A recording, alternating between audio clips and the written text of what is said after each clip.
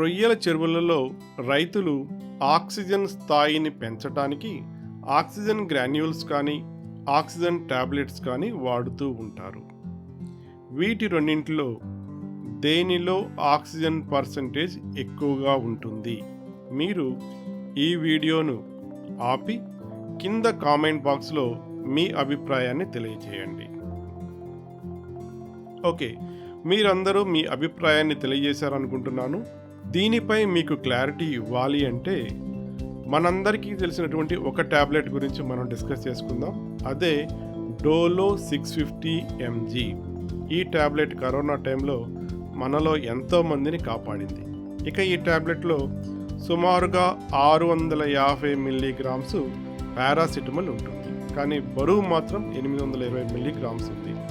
ఈ డిఫరెన్స్ ఎందుకు వస్తుంది అంటే ట్యాబ్లెట్ మ్యానుఫ్యాక్చరింగ్లో కొన్ని ఇంగ్రీడియంట్స్ వాడాలి. ఉదాహరణకి మనం ఈ ఆక్సిజన్ గ్రాన్యూల్స్ నుంచి ఆక్సిజన్ ట్యాబ్లెట్స్ తయారు చేయాలంటే కొన్ని ఇంగ్రీడియంట్స్ మనం కలపాలి. వాటినే ఎక్సిపియంట్స్ అంటారు. సాధారణంగా ఈ ఎక్సిపియంట్స్లో బైండర్స్ ఉంటాయి, లూబ్రికెంట్స్ ఉంటాయి అండ్ గ్లైడెంట్స్ ఉంటాయి. సో వీటి వల్ల ట్యాబ్లెట్ను పట్టి ఉంచటం, ట్యాబ్లెట్ మ్యానుఫ్యాక్చరింగ్ ప్రాసెస్లో మొదటి నుండి ఎక్కడ అంటుకోకుండా ట్యాబ్లెట్స్ ఫ్రీగా బయటికి రావటం జరుగుతుంది.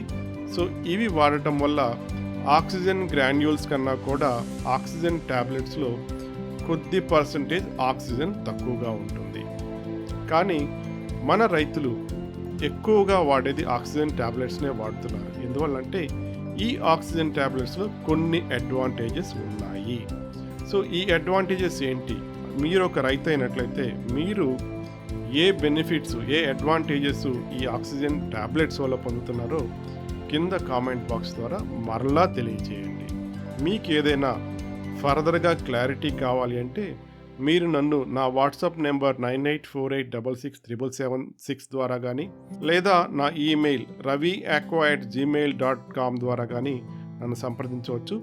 Thanks for watching. All the best.